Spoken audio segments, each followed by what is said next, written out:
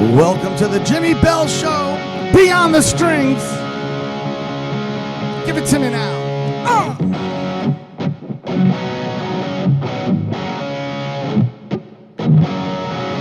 Laura, yeah, yeah. Well, she was a fast machine. She got the motor clean. Was the best damn woman that I've ever seen. Had a thank the sound, telling me no lies, knocking me out. Those American thighs, taking more than shaft. Come up for rail, told me to come, but I was already there. Cause the walls were shaking, earth was quaking, my mind was here. We were making with you, shook me all night long. You really gonna send you, shook me all night long. Oh, you really gonna send you, shook me all night long. Oh, yeah, now you shook me all night long. Yeah, you shook me. Yeah, you shook me. Long, long, yeah. That's it. Yeah, that was good. Nothing like singing like that in the morning. All right. Absolutely. Well, morning for me. Morning. Yeah, you did great, man. Thank you, thank you. So I don't think you need that now because you have a regular, right there. beautiful wireless clip-on. I use this as a tie clip, you know, when they're not looking, I bring it, and that way they could hear me here in the studio. The old lapel mics. Love them. So how are you, Jimmy? Wonderful. Everybody, welcome to another episode of Beyond the Strings. I am Jimi Bell. I am your host, and this is season 2. And we haven't had a show for a little bit because Beyond the Strings has done so well for the TV studio that they were able to buy all brand new equipment. So, honest, we got all brand new equipment back there. They're still in the process of making it all happen, but it's amazing. And it's all because of this show. I'm not going to lie. When you told me about this, I was coming here. I thought, it was going to be like a... What'd you think? It was a little iPhone camera tent thing? in the background, a little iPhone thing or whatnot. This is crazy. No, this is amazing studio. I know the viewers aren't going to be able to see it all, but this is legit. This is a beautiful green screen studio. And it is renamed Jimi Bell Studios, where we are at RHCTV right here in beautiful Rocky Hill, Connecticut. But the sign came down, it says Jimi Bell Studios, so thank you so much for all that. And today we're really excited. Now we have so much to talk about. Your history alone is gonna, well, I need a good 2 hours of it, but we're also gonna talk about some events that we're sharing together, but we will do all that. So first off, my guest, Randall John from the zoo. And if you don't know about the zoo, they're like one of the biggest, what do you call the zoo? Is it like a dance party band? I mean, I don't even know what to call. Everyone calls it a top 40 corporate wedding band, cover band, whatever. But it's more, you guys can play anything, so I hate to pigeon-toe it into that. Right, well, agreed. We once did a party for the owner of Chewy.com. It was a kid, my God, he so much money. But all they wanted to hear was Neil Diamond and Lady Gaga. And I'm like, but he's like, just Neil Diamond songs. And so we turned into like a Neil Diamond tribute band. Really? With Lady Gaga was like the second set, and Ginger of the Zoo did that. But yeah, I know you say pigeonhole, but it's well, listen, our claim man, to fame is the MTV reality show that you guys work. This is what's important. So, I mean, you guys are constantly working. But first up, before we talk about the zoo, even I want to know about Randy. Okay, so was your family musical? So without question. Yes. I tell this story all the time, and I'm so happy you're giving me this platform to tell everybody. But my father was in a cover band he said it was in Massapequa, Long Island, New York. And he's like, Randy, it was a dead night. It was slow. And I kept getting this girl like, please, can my friend come up and sing? Please let her sing. And he's like, just let her up. And he's like, out of the smoke came this beautiful, I'm like, oh my God, please let her sing. Please be able to sing. and she sang beautifully. He turned to his brother, my uncle. He was like, I'm going to marry this one. And they got married 6 months after knowing each other that night. And they're still together today. And they just celebrated their 58-year anniversary. Oh, my God. So how long did that band last? And they lasted. So here's the best part. They get married. They have 2 kids, me being the second. And my mom was like, you know, I don't get to see you. You have a 9-to-5 job at a factory, and then you work Thursday, Friday, Saturday. There's no us. And he's like, listen, I was doing music when you let me. Music is my outlet. I'm not stopping music. But I'll tell you what, my drummer just gave me 6 months notice. He's having a kid. If you can learn how to play the drums in 6 months, be the drummer in the band. And my mom is an amazing drummer. She's so good. Wait a minute, I missed that. So your mom, said to your mom to play the drums? And she plays like traditional, but she was, oh my God, she's so Buddy good. Rich style? Yes, and sang. And then next thing you know, my dad's getting rid of other members, and he's like, it's just going to be the 2 of us or the 3 of us. They had a piano player, Dick, who's in Florida right now, 94 years old. Wow. And so they were in a band together for over 20 years in a wedding band out of Massapequa, Long Island, New York, called Ziggy's. And from that, I was 8 years old singing. They would let me up, and I would sing. And I'd get remember Olivia Newton-John's, I wanna get physical, come on, everybody do jumping jacks. And I guess that's where I get my spunk on the microphone and in between songs and stuff. But that and Eye of the Tiger. Yeah. And so started like that. And then, so yes, you're asking my family's musical. My sister sings amazing, but my mom and dad in a band together over 20 years. And they still play today. They have a house here in Newtown, Connecticut, but they also have a home in Florida. So when they go to Florida, you could see them at local restaurants and whatnot. Oh man, you know that's so different from my upbringing because my mom did sing with some big bands. You know, she would get up and do that, but she wasn't like a professional singer. She just knew how to sing, and they would call her up and do that. But she was very, very good. But my father had no music. He was totally into sports, you know, golf pro, borderline, you know. So I don't know exactly where I got my musical ability from. It was just my drive, you know. I was not into the sports thing like my father. But coming from an all-musical family, that must be so cool because you're around it 24/7, you know? It is. It was, and it still is. And yeah, I'd go downstairs and hear my mom and dad. I'd get home from school and they're learning a song for the wedding or whatever and stuff like that. And I'd come down, can I play? Right. So I played drums. When my mom learned how to play drums, they put me in a high chair, and you know, you have the table, and my mom, they drew circles. So it was like snare drum and whatever, and I'd be hitting them when I was like, you know, so I was originally a drummer up until I was, I don't know, college. When my father goes, you can't bring a drum set to a bonfire in college, so try this acoustic and learn that. And I was like, he was right. And sure enough, bringing an acoustic to a bonfire, you know. Yeah. Got you in with the ladies a little better. Yeah, of course. But, so tell me all the instruments that you play, because I've seen you play, so you're multi-talented. I'm honestly just guitar, drums. I play a little piano, but mainly vocals. My instrument that I wish I knew how to play is the saxophone. Me too. I love the sax. Me too. I love it. It's like my favorite. Most sexiest instrument in the world. My father's got something on his guitar. If I said GPX, it's a synthesizer that makes you get that. And he makes it sound like a saxophone. It's like it's amazing. Sounds awesome. So you've played all these other instruments. Saxophone. I'm sorry. Yeah. So the saxophone. Do you play sax? No. You wish you did. Yeah, I love the saxophone. I think it's one of the most amazing instruments.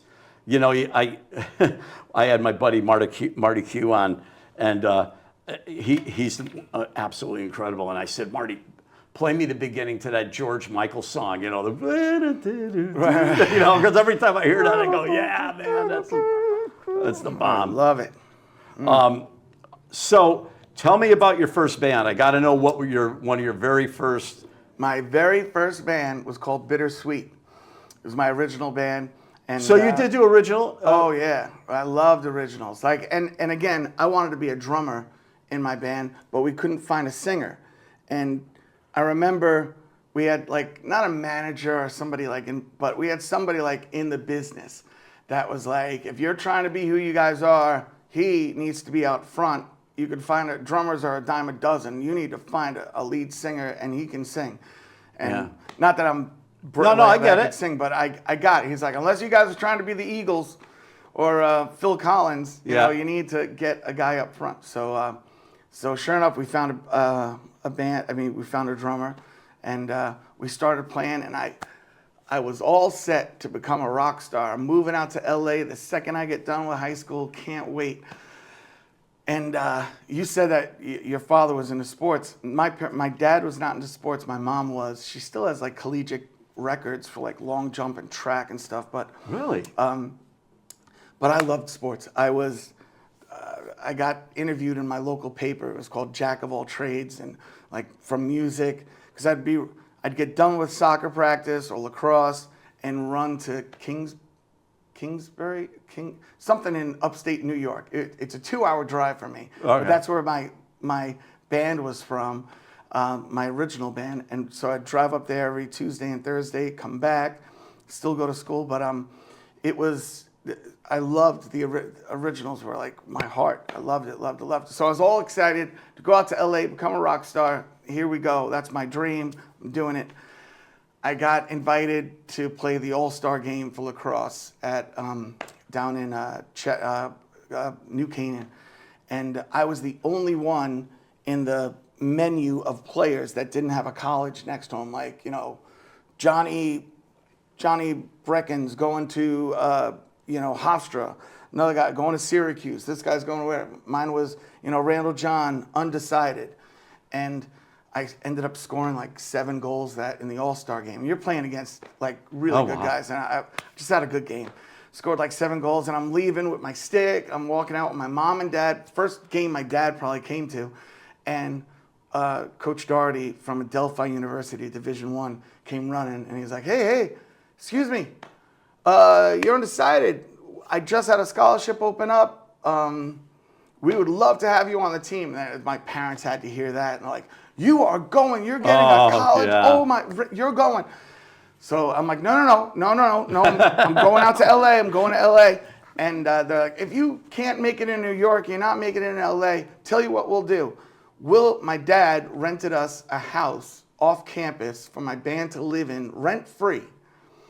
And so that my drummer, my guitar, and we all packed up. We moved to Franklin Square, Long Island, which is right next to Adelphi, Garden City. We lived in a house. They got jobs at a CD package store. Remember CDs? Yeah. And we just started playing it and playing. But within playing at clubs, it was so hard. Like you didn't have a fan base. We didn't have anybody. I would go to like Sparks or Hammerheads, or there was all these like rock venues down there, and it would be well, we'll let you play here. You got to sell 30. You have to buy 30 tickets from us at $10 each. So it'd be like, we have to pay you $300, whatever it was. Yeah, that's like when you play the Whiskey or anything like that. They exactly. Unless you're a headliner. It just got really hard, and I was like, and I kept hearing around town, like, if you're not an Omnipop band, you're not making money. And there were these venues like Mulcahy's and Dublin Pub in Long Island that were like, we'd drive by and we'd see a line of people out the door. And let's call it what it is. People want to hear songs they know. Absolutely. And I know. I mean, I did original music. I was very fortunate with Joint Forces in the '80s because we drew really big, but we were all original band. But that was an entirely different time. But I know what you're talking about. It's just people. It's always that thing too when bands always did they did mostly cover tunes, but then they have some originals. They try to throw them in, and by that point, nobody even wants to hear one of your original songs, even if it's great, because they just want to hear songs they know. And it's like it took me forever to wrap my mind around that. It really did, especially because of everything of what I've gone through in my career. It's just like, I don't understand this. I'm writing all these songs. I've got albums and albums out from House of Lords and everything. It's just like, but when you're playing in this local situation and you're trying to bring people in, like with the zoo, it's just like they don't care. They want to hear what you do. They want to hear songs that bring them to a time and place. the car they were driving at that time. Oh, I love that song. That's the song. Oh, I used to, whatever. They just want to hear songs they know. So what was sad about that was I started hearing around town that you want to be in an omnipop band, you want to whatever. And so I didn't start the zoo. Everyone thinks like the zoo was me and I created it, but I didn't. Oh, you didn't? No. So this could be, so there was a local paper like there is in any town or whatever. It was called the Island Ear. And it was all, seeking bass players, seeking whatever in the back. And it said Omnipop Band forming. And I was like, ooh, I want to see that. I didn't tell my band about it. Yeah. So I answered the ad. And I went and I auditioned. And I remember the song was Mr. Jones. Remember by Counting Crows? Yeah, yeah. And so I sang, and it was like American Idol. There was like 4 agents watching, and next. It was like a factory mill. But it was so the guy that decided to make this band his name was Tommy DiNapoli, whose daughter just actually won The Voice like 2 years ago. She's amazing. Oh, wow. And Tommy's a really good guy. It's a sad story between us, but so I answered the ad. And I auditioned, and they were like, oh, really good, thank you so much. They walked me out to the hallway and like, listen, do you play piano by any chance? I'm like, not so much that I have a keyboard that I'm bringing to a gig and whatnot. I could play. They're like, sorry, well, we're really looking for a lead singer that can play piano as well. So I was like, all right, well, I'm out. So I start walking to my car, and the guitar player at the time that already got the gig, he comes running out, hey, Randy. Come back. I just told them that there's a new thing I could start doing. It's where I record the music and put it on a MIDI disc. And we can play tracks. As long as the drummer can play to a click, we'll track it. He's like, U2 does it now, and all these big bands are doing it. So we're not going to need it. So if you come back next week, I'm going to do 3 songs with a track to it. And let me see if you could do that, because I could also play guitar, like whatever. And I remember, I'll never forget it. It was The Cure, Just Like Heaven. Show me how you do that trick. And they kept telling, like, you got to put, like, if you listen, it's show me. And it felt just like the Howard Stern, where it's like WNBC. And I'm like, I'm pretty sure I'm doing it like that. And he's like, no, it's show me. And it kept, like, I'm like, I'm trying, okay. So long story long, You had to. They wanted you to get as close to the recording as possible. Correct. And they're like, you're going to be great if you can. And what was making us different were all the bands at the time just had one lead singer. And this guy, Tommy, had the idea of having a guy lead singer and a female lead singer in one. So I was like, it's a good idea. And I had no idea. But I do know that I was like 19 at the time. And everybody in the band, I think the oldest guy was maybe 24. But then the drummer was 41. Oh. And it was like 2 decades between us. And the only reason they picked him, and I don't even know his name anymore, I don't think, but he had those Roland electric drums. Yeah. That he had, and the little pads. The guy that created the band loved the electric drums. He's like, trust me, it's the newest thing they're gonna. Ugh. But he would always get him stuck between the whatever, so you'd hear and they'd turn around, you'd see the stick stuck in the middle of the 2 Roland Toms. And I after we started going, like a year into it, not even a year, but I was like, this guy we need a real drummer. I got a good guy. I know we can find somebody. And long story long, going all the way up to like slopes at Hunter Mountain for $1,000 a night, and you have to pay sound $250 a night. So that made $750. And then the guy that put us together was going to get 10%.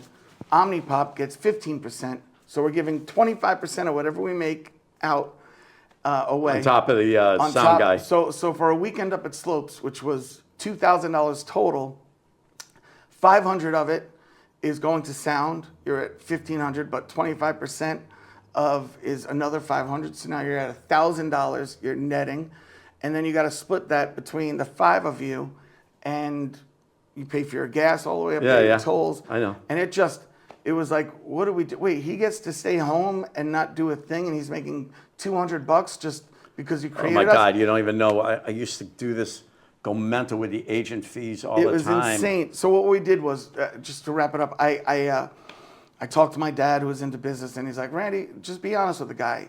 Give him 3 options. One, we give you $4,000, and back then, this is 1993, $4,000 in an envelope. Thank you so much for finding us. We really appreciate you.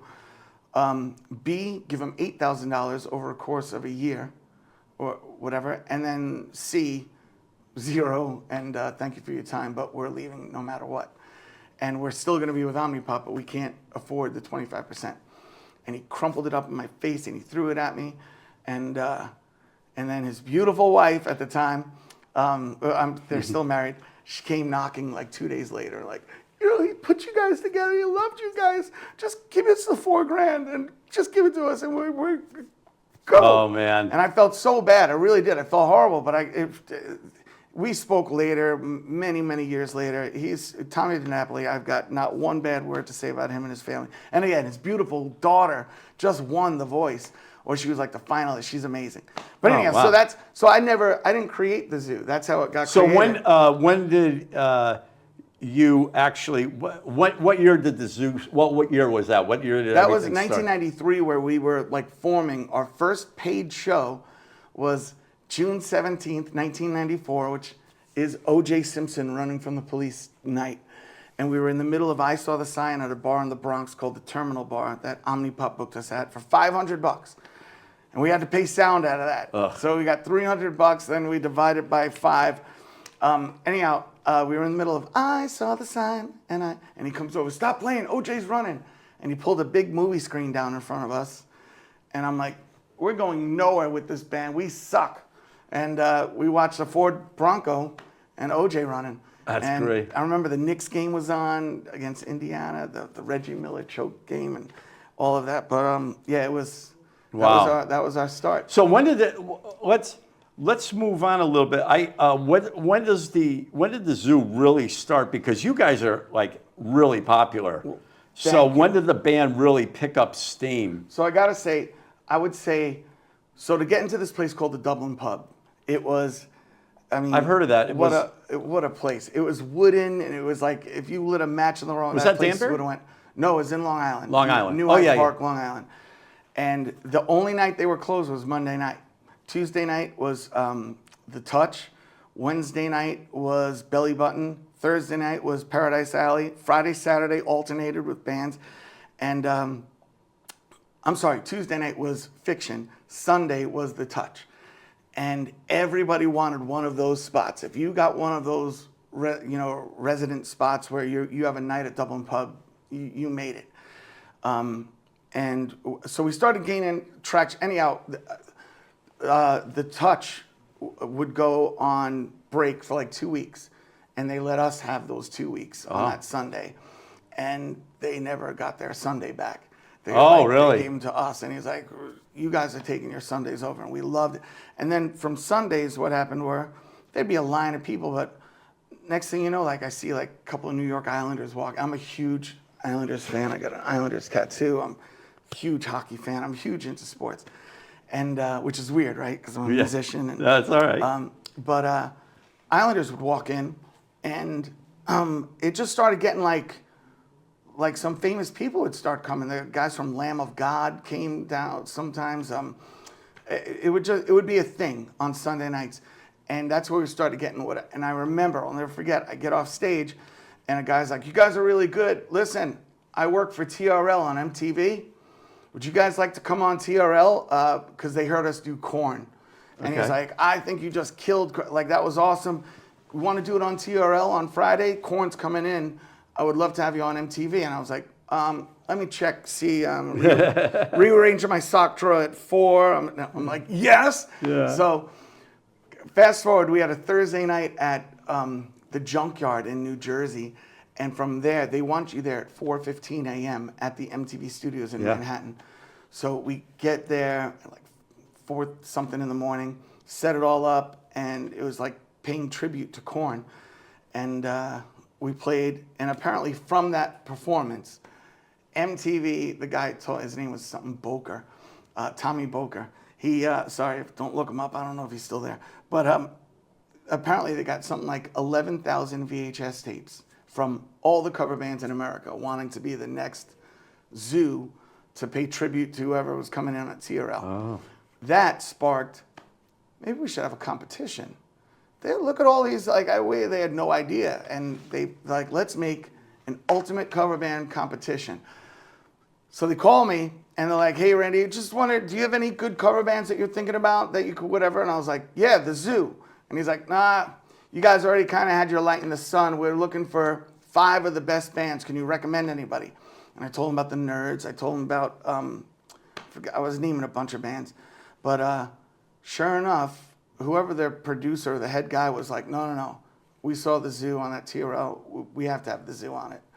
And they called me back, and they're like, hey, guess you must have helped an old lady cross the road, because we were definitely not going to let you in, but our main producer says we have to have the Zoo on.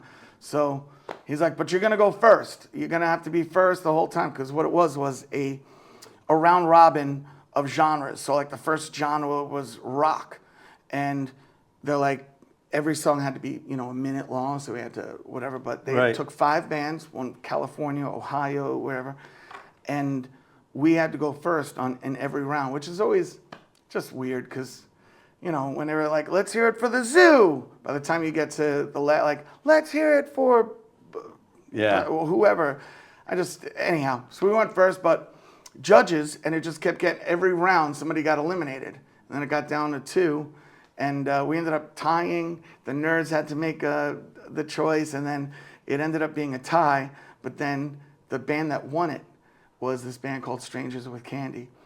And 2 weeks later, the guy got arrested for having like drug paraphernalia on him. And then they also found out that Strangers with Candy was a Comedy Central show, so they had to like exit. And I get a call like, hey, you're the official winners of the Ultimate Cover Band. Like, sent us this thing, and we got a $10,000 check from Mars Music. Do you remember Mars? Yeah, Music, of course I do. The store, and that's how long ago it was. Wow. And so from that, they also said no websites, no anything, because websites were just coming on at the time, because it was 2000. I think it was 2000, and I remember going, if we make it to the final round, I bought stencils, and I go, I'm gonna put this on my guitar. Because the final round we played My Own Worst Enemy and what doesn't matter. But I put it, and at the time our website was www.zoozoo.cc. Kirks and Caicos or something was the host. But I put it on my guitar. That whenever it aired, we get a call from the company that hosts our site going, you crashed our site. We can't deal with all the traffic on there. And I was like, really? Oh my gosh, it was really cool. What was your... Half of them were like, you guys should get in a bus and drive off a cliff. You guys are horrible. Why? Play something original. You always get that the stuff. Haters. Oh boy. Show me this picture that you brought with you. Oh. Because I don't want to forget. This thing is like the history. Now let me ask you something. How many in the Zoo did you... Oh, I see. So you had different female singers? How many? Yes. How many? Ginger's been the longest, obviously, the longest tenured. We probably have had 6, I would say. Oh, really? Total. Yeah. The first one, I want to say her name was Corinne, and I didn't pick her in the band, and I just thought we could get somebody better, and we found there was a young girl named Bridget that I saw from New Jersey, and she was awesome. She still is awesome. We love you, Bridget. She's great. Which one? Bridget would be... Oh, careful your mic. Oh, sorry, you're right. that one's Bridget in 2000. In fact, she was there at the MTV thing. She's the one that's on our MTV footage. I think I've seen when I've seen a lot of promotion from the Zoo. I think I remember seeing her from back in the day, because I mean I did follow you guys, because first off, my one of my favorite students, Anthony Bambino, had joined you for a while, and I remember all that.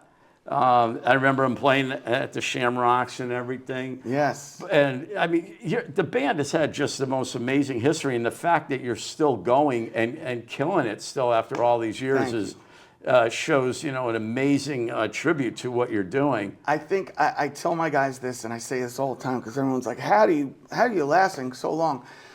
And yes, we've changed members and things like this. In fact, our drummer's leaving us in like 3 or 4 months from now, so I have a new drummer coming in. But he's going to Tennessee. I always say this, that I feel like it's the band is hiring me to deal with all the problems, like deal with everything. When you divide it up, like if we were in a band together, Jimmy, you book the hotels, Johnny, you do the sound guys, I want all the sound guys, you do the booking of the gigs, and I'll do song picking and whatnot. And then when you divide it all up, you get to a sound and there's no sound. You were supposed to book sound. Yeah, and it just starts animosity and everything. So I always feel like you guys hire me to do everything. So I'll do all the booking. I'll do everything, blah, blah, blah, blah. And I honestly think that's one of the main reasons why we've been around for so long. You have to have one stable person, because Right. if you ever gave me a job like that, it wouldn't happen. Right, exactly. And So let me ask you something. So you got Ginger in the band, and when did you guys? I stole her. So she got into another band. It was called. But she joined the Zoo. Right. But you stole her from another band. I stole her from another band. And it was funny is when she got into that band, their lead singer goes, whatever you do, do not get into a band called the Zoo, okay? Don't go to a band called the Zoo. He steals everybody, that guy. And so she's like, okay. She didn't know anybody. Sure enough, like 3 months, I get a call from the owner of the Dublin pub. Randy, you're looking for a new girl? I know you are. You got to get down here to a blonde, beautiful girl singing Tina Turner right now. She sounds so good. You got to come see her. Hung up. I'm like, get in my car. I go down. She was beautiful. I'm like, oh my God.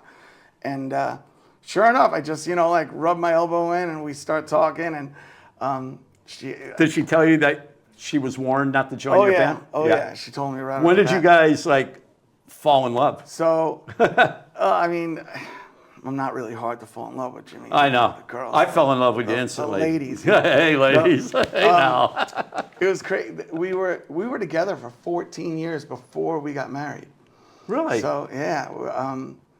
And she was pretty upset about that. I remember I bought a house and I bought she wanted a ring. She kept, when are we getting a ring? It's been 8 years now. And I bought a putting green for my backyard. And then here comes Ginger with like a gallon of gasoline about to light it on fire because this was $14,000, this thing, and you don't have me around. Anyhow, we put her out. Sounds like have to have a putting green. Come on, I'm a big golfer. And then we ended up tying the knot. Best decision of my life. And she's the most loyal. She's fantastic. She's beautiful, and everybody wonders how she got me. Just kidding.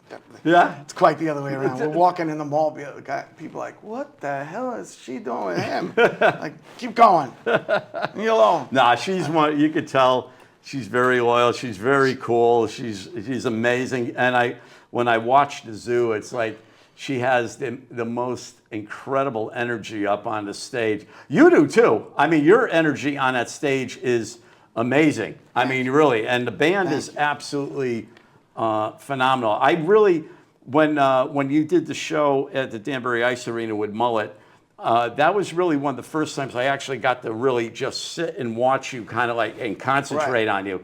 Like when you did the San Gennaro Fest last year when we played. You were on a Friday. I was there for a little bit, but I knew I had to play on Saturday, so I didn't stay too long. And of course, I was back with Jimmy, talking and everything. So, which we're going to get to right away. We're going to get to that right away. But anyways, I got to really concentrate on the Zoo, and I was amazed, not just with your song selection and everything. Like you actually learned a bunch of songs for that show because it was an 80s driven show. And it's like everything you did was so amazing. It's just a great band, a lot of energy. You get Anthony, your guitar player. Yes. AKA Shredley. Yeah, Shredley. They're great. And John Dotson and our drummer now is Nate Ligari. They're awesome. He's not really leaving. I stole him. Oh, you did? I'm a stealer. Son of a gun. Biscuit.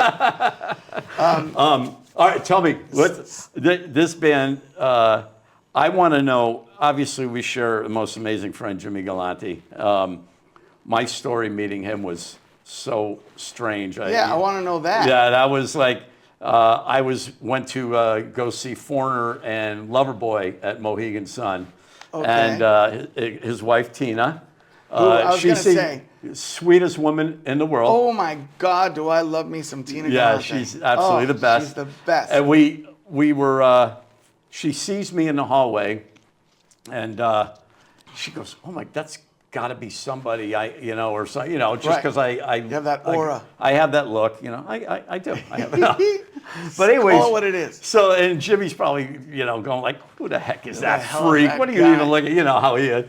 So, out of the whole entire Mohegan auditorium, the arena, I come and sit down with Mandy, and they're right behind me.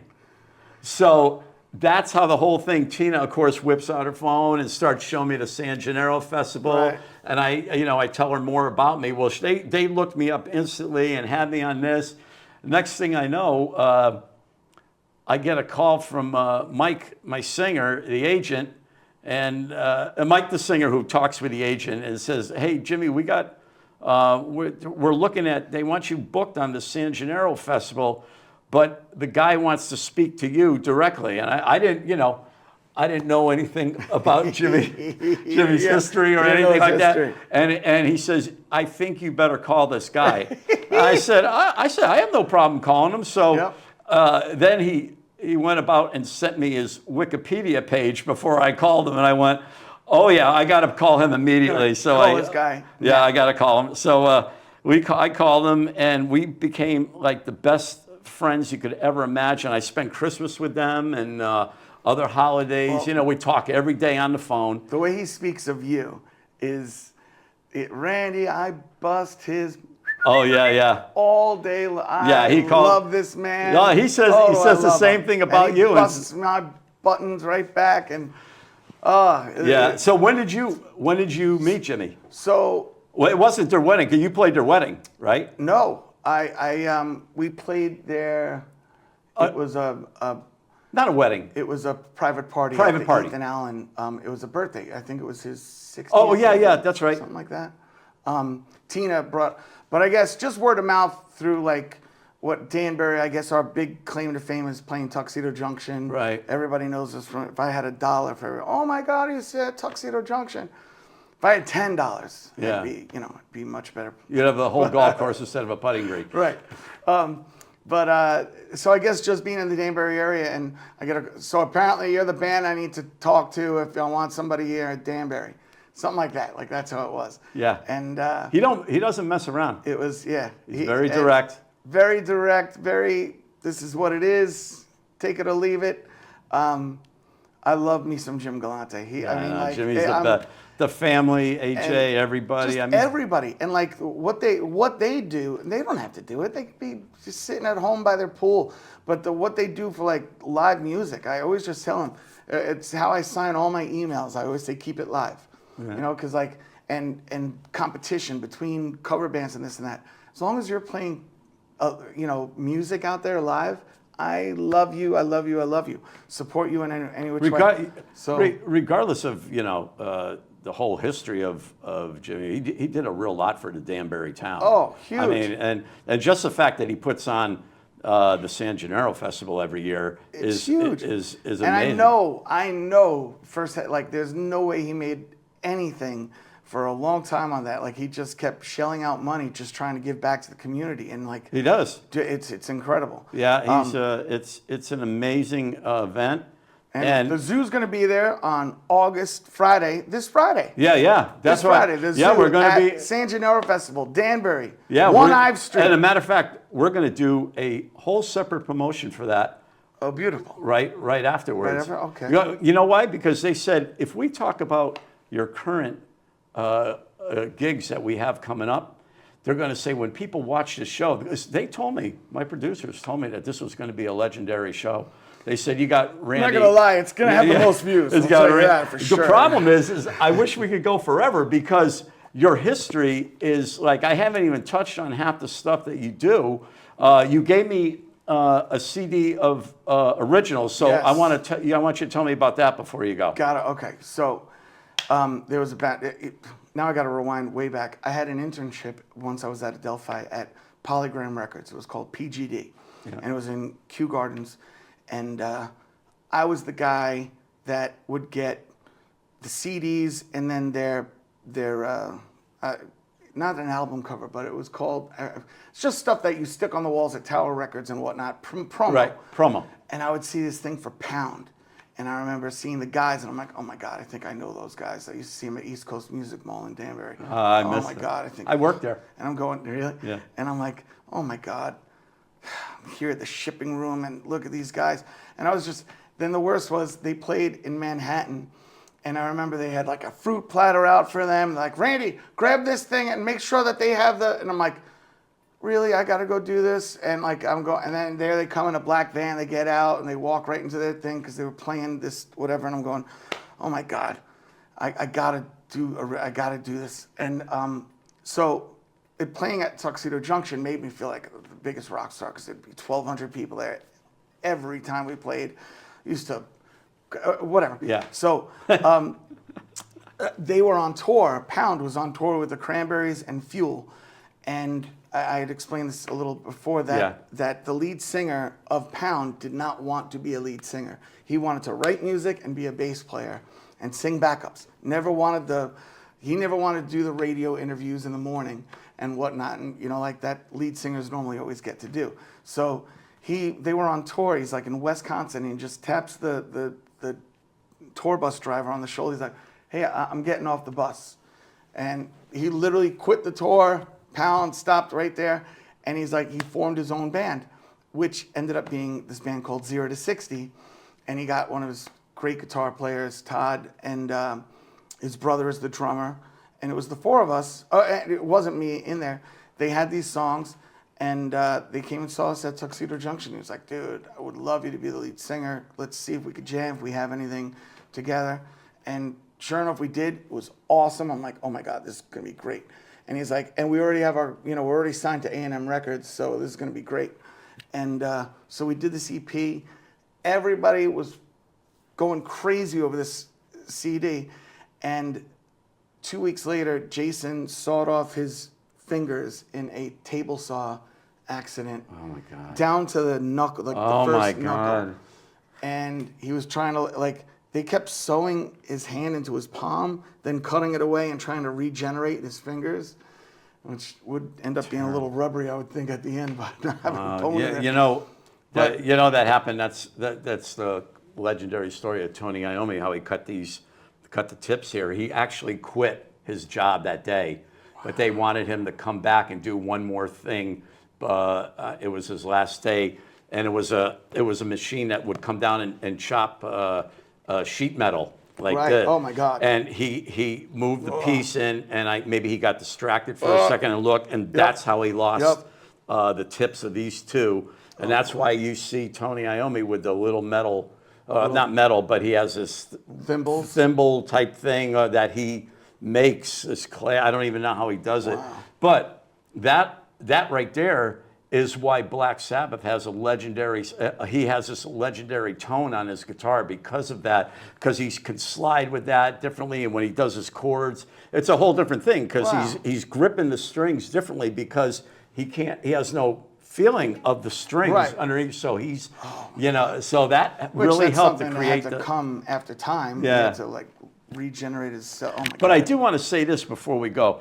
The fact that you have done cover music of all genre cover music, not just like one, not just 80s or one particular thing. Right. I mean, you sing everything.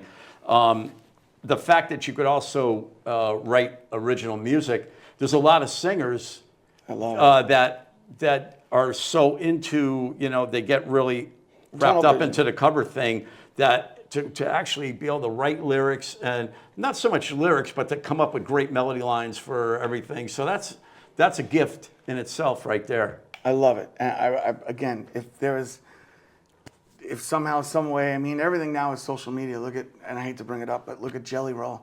He sang during COVID, somebody save me. And that went viral. And next thing you know, he's the biggest star in the world right now. And so, yes, originals, it's where my heart has always been. I just, yes, definitely get into the tunnel vision of making great money, playing out live. That's the thing. Once the money, it's tough to break away from that because you know that original music is just almost an impossible sell. I mean, to play out, you know, and you know, to try and perform in front of people, it's people's mind lasts about a minute. You know, their interest. So it's really crazy. Listen, Randy, I got to get off the show. I've got a million things to do, man. You're holding me up. No, because your stories are great. I could talk to you all day. And you know, before I was even going to do the thing, and you were coming on, I said, "Geez, you know, I know Randy, but I don't know him like really, really well. I hope I could generate enough conversation." But then, you know, once you get into it, once we're here, and yeah. I will talk your ear off for 8 hours. Yeah, that's what Ginger told me. So I'm going to have Ginger on the show. I want her on because she's going to be awesome. I am going to have to find out because I want her to sing Nutbush City because it's my favorite song. So nice. She'll love it. I'll have to figure out what key she wants to do with it. She will love it. It's going to be a half step down. Whatever whatever she tells me. But listen, thank you, my brother. Thank you for coming on. So good to be here. And ladies and gentlemen, Randy John from the Zoo. And I thank you all for tuning in.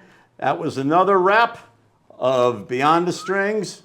And I'm your host, Jimi Bell. Take care.